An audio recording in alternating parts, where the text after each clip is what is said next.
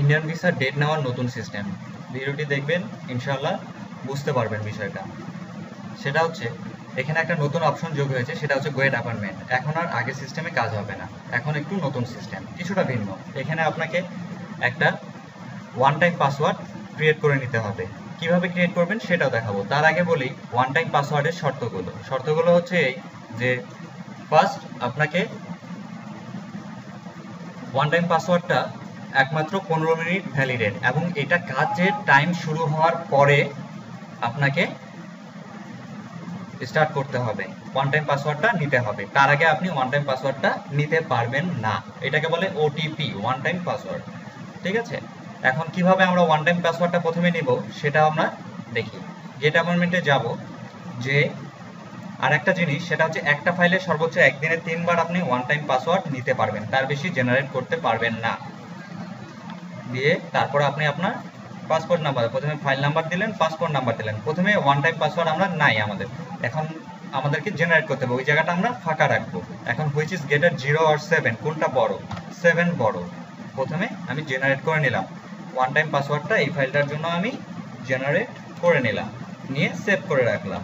এখন আবার আমাকে সাইটে যেতে হবে, ইন্ডিয়ান ভিসা সাইটে গেলাম। এবার হচ্ছে আমাদের মূল কাজ, কিভাবে আমরা ডেট নিব। ওয়ান টাইম পাসওয়ার্ড আমরা পেয়ে গেছি, এখন গেট অ্যাপয়েন্টমেন্টে ক্লিক করতে হবে।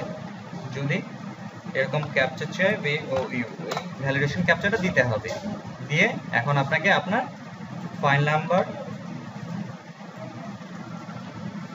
পাসপোর্ট নাম্বার দিতে হবে।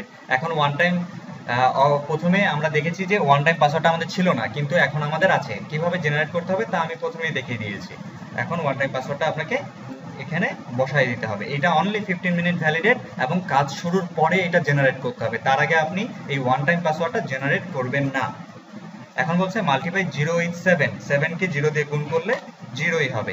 দিয়ে এখন আমরা আর জেনারেটে যাব না, কারণ আমরা ওয়ান টাইম পাসওয়ার্ড পেয়ে গেছি, নিয়ে সেভ করে রেখেছি। এখন আমরা সাবমিটে ক্লিক করব। সাবমিটে ক্লিক করার পরে আমাদেরকে ভিজিটি পেজ দিবে, এই পেজটা দিবে। এটার মাধ্যমে এখন আমরা ডেট নিব। আমি এটা চিটাগাং ফাইলের একটা ফর্মুলা দেখাচ্ছি। চিটাগাং ফাইলে সেম, সব ফাইলেরই সেম থাকবে। এখন আপনাকে অ্যাপ্লিকেশন আইডি মানে হচ্ছে ভিজিটি নাম্বারটা দিতে হবে, দিয়ে বার্থডে দিতে হবে, পাসপোর্ট নাম্বার দিতে হবে। পাসপোর্ট নাম্বার দিয়ে হুইচ ইজ গ্রেটার 0 আর 1, কোনটা বড়? 1 বড়। তো আমি 1 দিয়ে সাবমিট করলাম। সকালবেলা এখানে ডেট আসবে, অথবা এখন ডেট ছাড়া নেই তাই নো অ্যাপয়েন্টমেন্ট ডেটস দেখা যাচ্ছে, কিন্তু সকালবেলা এখানে ডেট দেখা যাবে। যদি ভিডিওটি ভালো লাগে অবশ্যই লাইক করুন, কমেন্ট করুন এবং শেয়ার করুন। Thank you.